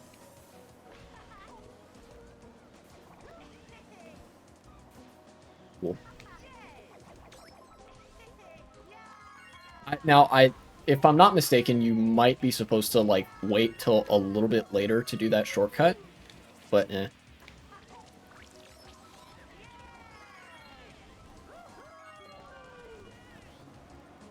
See.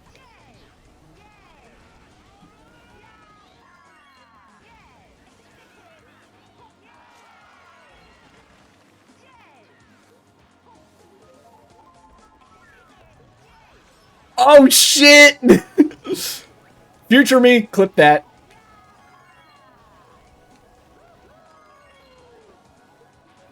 That was so cool.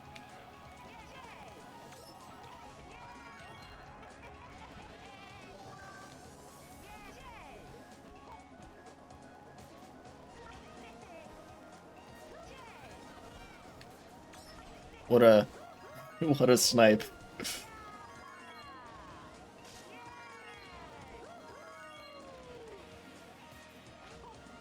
Yeah, in front of those shy guys. Nice. Give me that mushroom. Yes. That's what I like to see right there.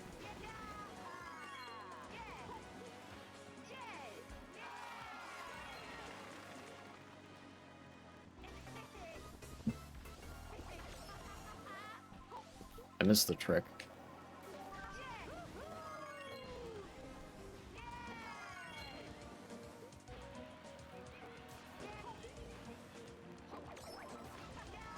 Did Biden really compare Trump to Nazis? I wish he did. That would be based. God damn it. I waited too long to do it that time.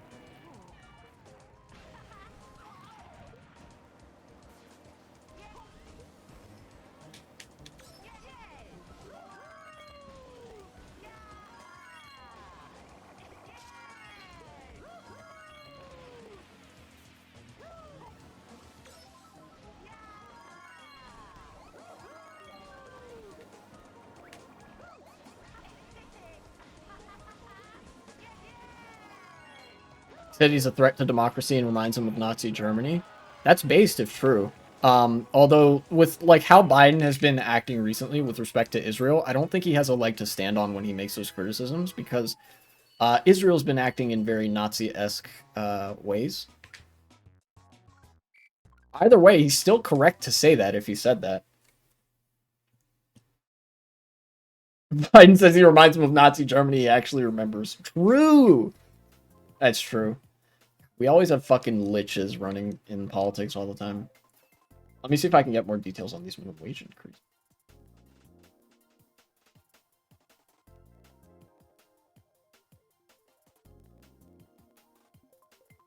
Hold on. Let's see. More states are requiring a $15 per hour minimum wage, including New York, Maryland, and New Mexico, a dozen years after the Fight for 15 kicked off its campaign. Yeah, long after that has no longer been the living wage. Yeah, thanks to inflation, the dollar doesn't quite mean what it used to. 20 states will keep the $7.25 minimum wage, which is cringe, unfortunately. Go to web.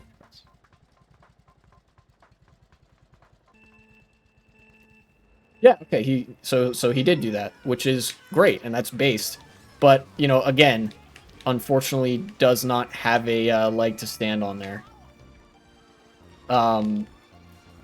As far as like Israel is concerned. Although, look, you know, I think in this on this issue, Trump has actually made it pretty easy for Biden to say stuff like that and to be correct on it, because Trump literally had a rally where he said that immigrants poisoned the blood of this country or whatever.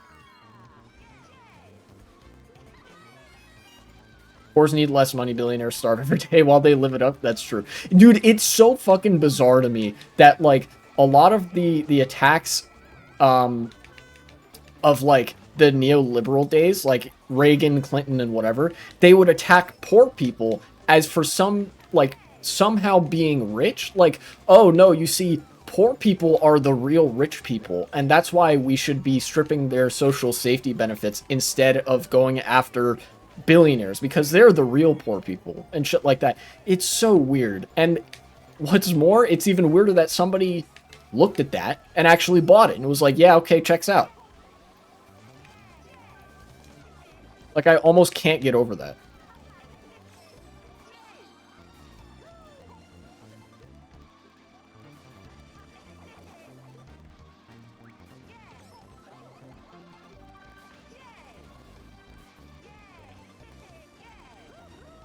Negative 12C here. I sure love the winter. Damn, that is cold as fuck. It is... I'm leaving this room. How cold is it here? 37 degrees Fahrenheit, so that's like, what, 3 degrees Celsius? About 3C here. And it's raining outside. Probably gonna get colder. It's evening. Yeah, probably.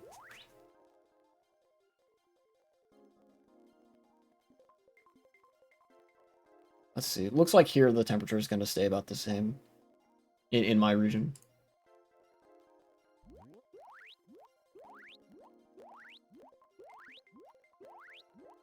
This is super disappointing by Axios that they don't actually show what the minimum wage is now.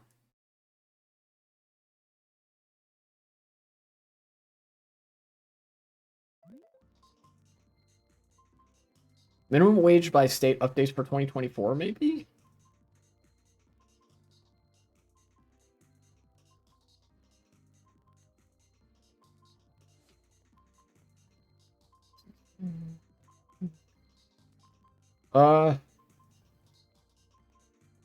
Missouri, 1230.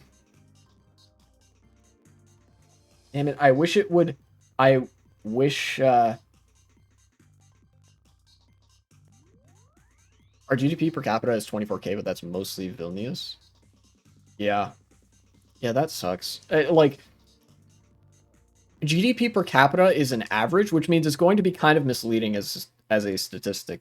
What's a lot more indicative is like when somebody uses a median stat.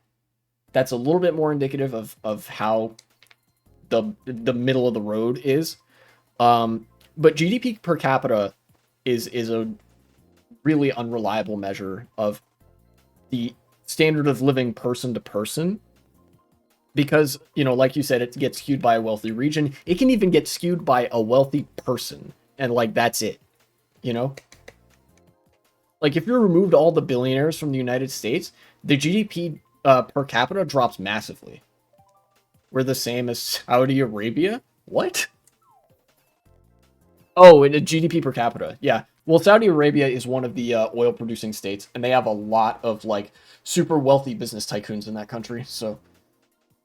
It's probably even more the case for Saudi Arabia than it would be for somewhere like Lithuania. As bad as income inequality is, in Saudi Arabia, it's most likely worse, because the floor in Saudi Arabia is a lot lower. There's abject poverty there. I mean, there kind of is in every country, but I think in Saudi Arabia, it's a lot more prevalent. And there's also, like, even more billionaires there than there are in Lithuania, as a proportion of the population, mind you. Not just talking about number amount, because Saudi Arabia also has more people.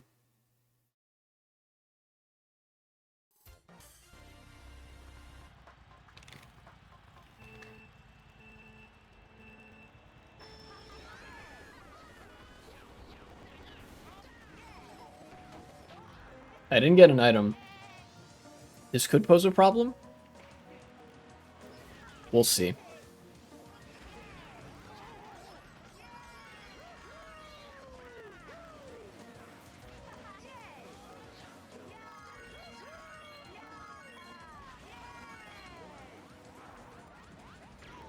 Oh, shit! I got owned. I was kind of hoping slash expecting I wouldn't get that. Like, that wouldn't happen to me. Ah, the shock. I'm gonna get everybody out of the cannon here.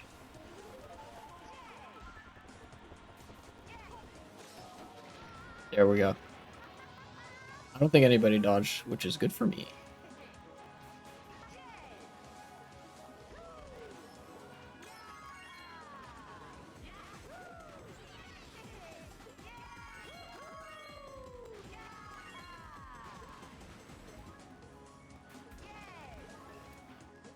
I think my country's language is kind of made up, by the way. Every language is made up. God damn it.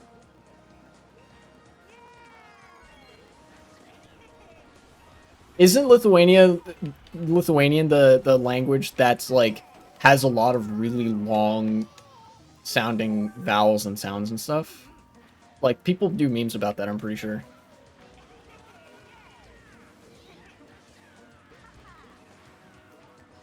Created in the 20th century? Really? That recently? Could have sworn it was older than that.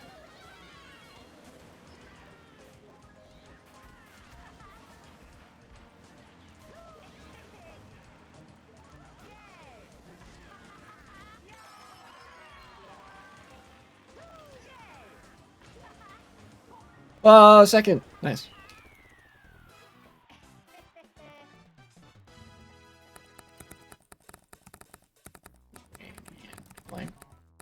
Language? Huh?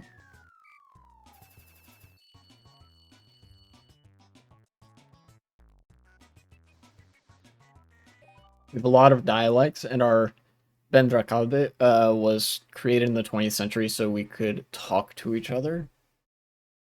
Huh. Oh, yeah, I know what you're saying. Okay, yeah. French is the same way. There were a lot of different, like, French languages, and then Parisian French became the standard. Like, the French state, like, made that the standard in the, I think, the 19th century. And, like, as recently as, like, the 1900s, a lot of people didn't speak Parisian French. Standardized form of our language was created then. Like, I can't communicate with a Samagishan. Yeah, okay. I think I know what you're talking about then. Yeah.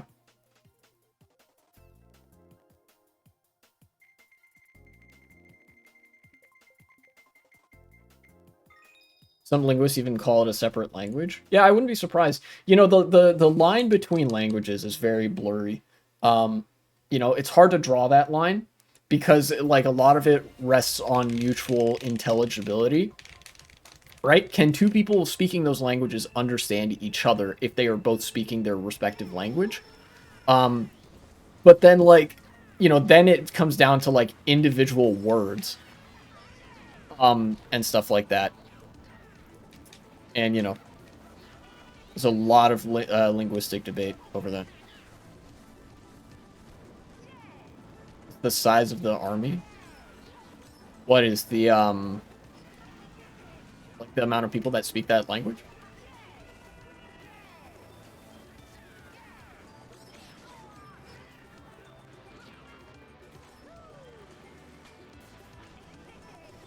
So far, I haven't gotten an item in this race, I think, which is kind of wacky.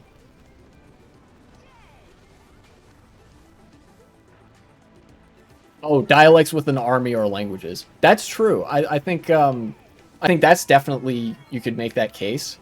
Um, but I think also you could uh, you could have a language that doesn't have an army. Like think about Catalan, right?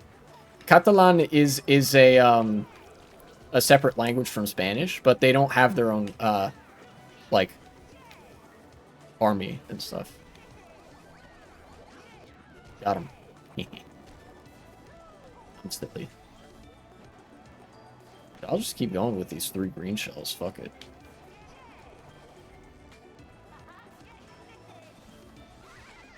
Oh no. Otherwise, we have the oldest language in Europe. Yeah, that's what I thought initially. Is that like Lithuanian or the Lithuanian like language family or whatever was one of the oldest in Europe. Up there with Basque, I think, because Basque is like European before Indo-Europeans even, so it's like really old.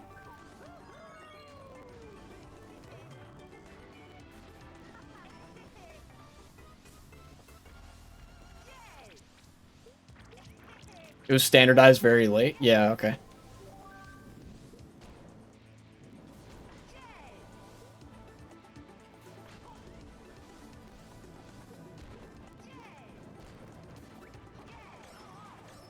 Yay, more items.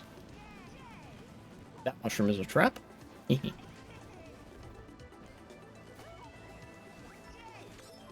Can't really measure the age of a language. It's more like how it's changed. Yeah, that's true. You know, like with English, I mean, I can speak to English, obviously, because I can speak English. Um, Lithuanian's very conservative. Yeah. Like English, like if you want to make an argument for Old English and whatever, Old English is not like if 2 people were speaking English and one of them was speaking modern English and one of them was speaking Old English, they wouldn't be able to understand each other like at all. But we still call it English because it was like it was spoken in England. But it, you know, honestly, Old English is closer to German now than it is to English. So it's like I guess that gets to like the line of where you draw that, but Old English was in like I want to say the 8 to 900s CE, you know? And just between then and now it's changed a lot. Germany technically belongs to Lithuania. That's true. Everything belongs to Lithuania, actually. Like the Albania meme, but we do it with Lithuania instead.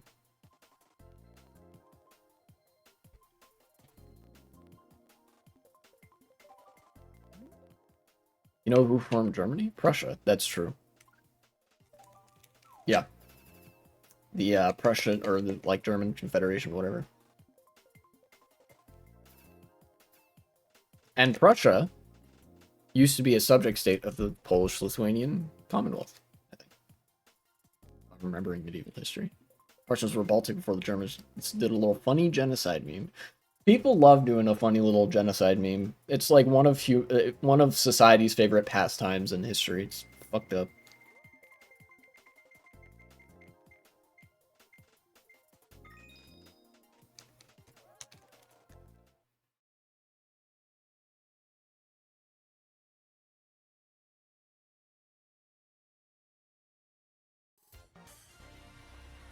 Mirror mode, Luigi Circuit. Oh boy.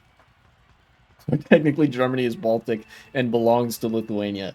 I see no flaw in this logic. Once again, impeccable.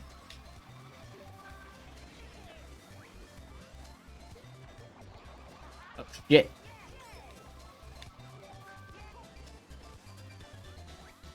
So, okay, I know that, like, it is a death sentence to try to front run Luigi Circuit. But I have to try.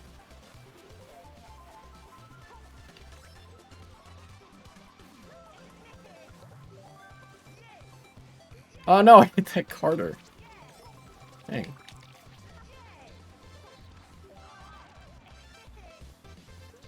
Somebody got pretty close with that bomb.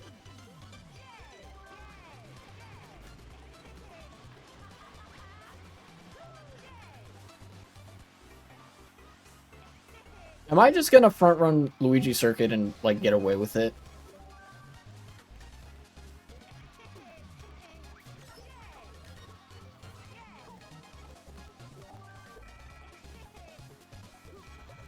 Okay, that's kind of what I thought. Okay.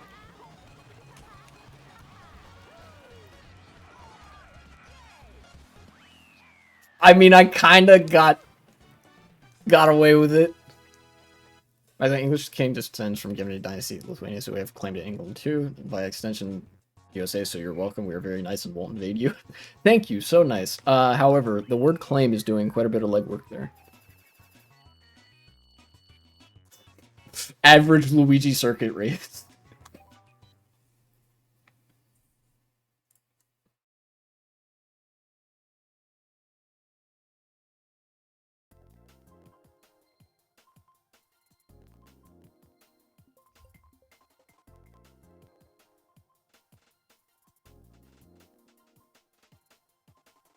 Oh, you know what? I couldn't find specifically how much the minimum wage was increased by in each state, but I can offer some commentary on what this will do. Like, first of all, I feel like I should mention that those minimum wage increases aren't nearly enough, right?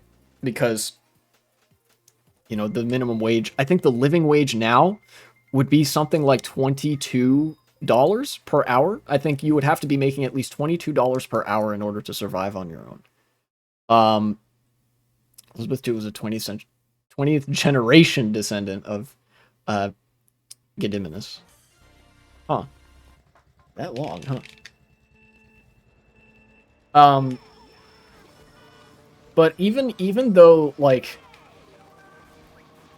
the like minimum wage increases that we got weren't enough, it was more than nothing, and like that money is going to get circulated back into the economy, right?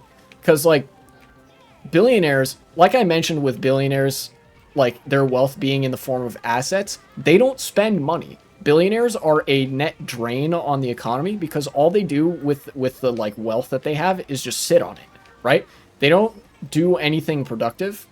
Um, so most of their money is just sitting in like stock brokerages and like I don't know, random assets that are not liquid money and you know, unrealized gains and things like that.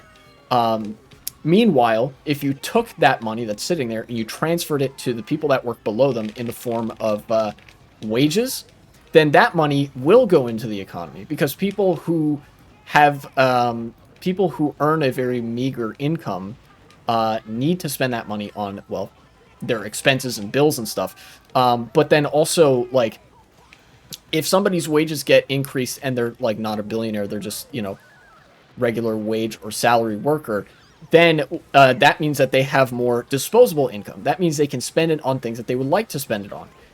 And for normal people, that's typically not the kind of like, insanely expensive consumerist, like, financial asset holding whatever that billionaires spend their money on. Um, you know? So that additional $2 per hour is going to go, like, way further for wage laborers than it would ever go for, like, a billionaire who had all of that money combined.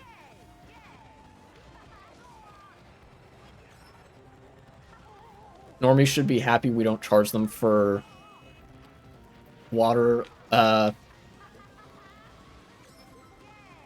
warmth, or land. Well, that's the thing. We do charge for those things. Or is that the joke?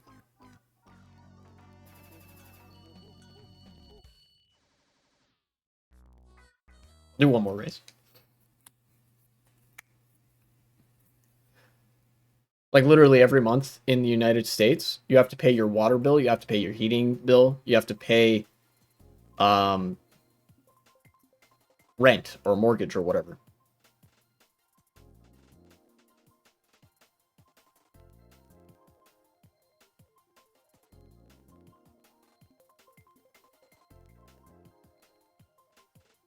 Big government again. All of those are private expenses, though. Well, water isn't. Water's a public utility. But we do charge for it.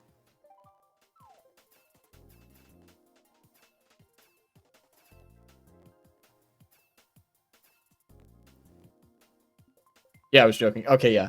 Oh, no, okay. Sorry, I didn't see that was connected to the other message about Gediminus.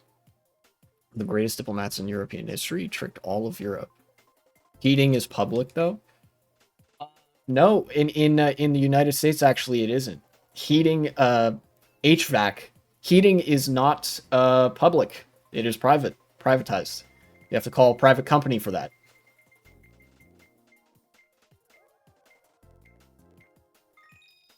Water is public. You pay for that. I think your water bill is not very much each month, but also, you know, your taxes go to maintaining that.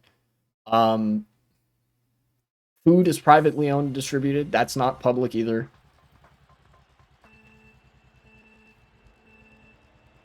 I would prefer if it was public. You know, people will die without these things. So it would only make sense. We have a central heating system here. Okay, maybe in Lithuania it's public. I'm speaking more to the United States than anything. Yeah, you would know about Lithuania better than I would.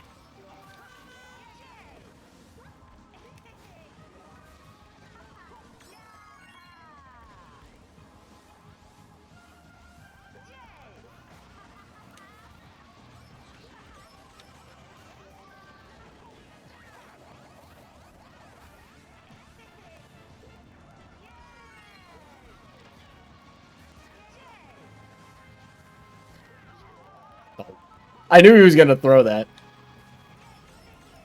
It's mostly for flats, though? Okay, okay. Yeah. Apartments in the United States as well, like apartment buildings and stuff, have like central heating systems that do heating for the whole building. But even still, the heat is like a private company doing that, providing that service. And in that case, the owner of the building has to pay for the heating bill and whatever, and then they offload that cost to the people who rent. Stuff like that.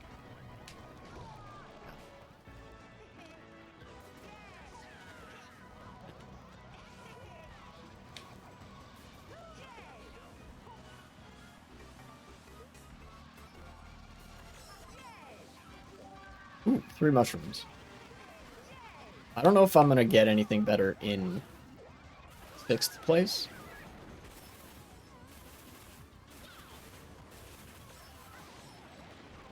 Alright, give me item.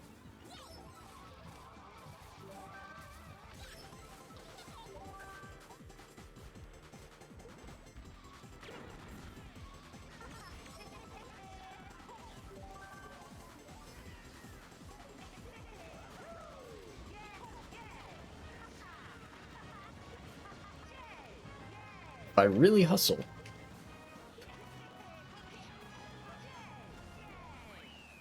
I don't know what place I got. That's why I have an energy crisis every winter, lol. The United States has one every winter as well, but it's not nationwide. It's only ever in Texas. Alright. Good session. Because Texas's energy grid is entirely private, and they don't fucking maintain it ever. They don't prepare for any goddamn weather events. Texas W. Yeah, private enterprise W in Texas, but it also results in dozens of unnecessary deaths every single winter. And summer, by the way. Every time there's extreme weather ever in Texas, they just fucking suffer down there. Anyways. Good stream, good stream. I'm gonna go see who is live right now, if I can raid somebody.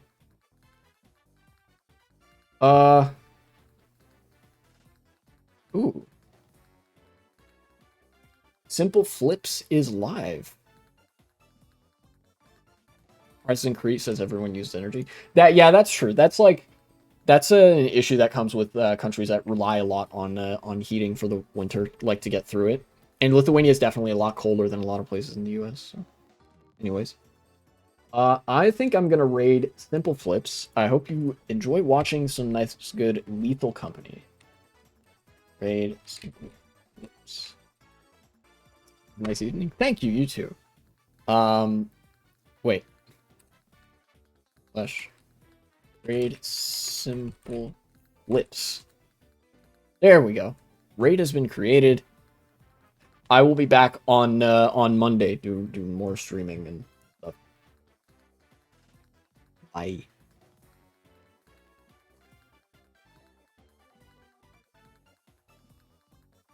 I took it outside as a joke and then I put it back in. I see. Got it. It was pretty funny though. I see. Dude, how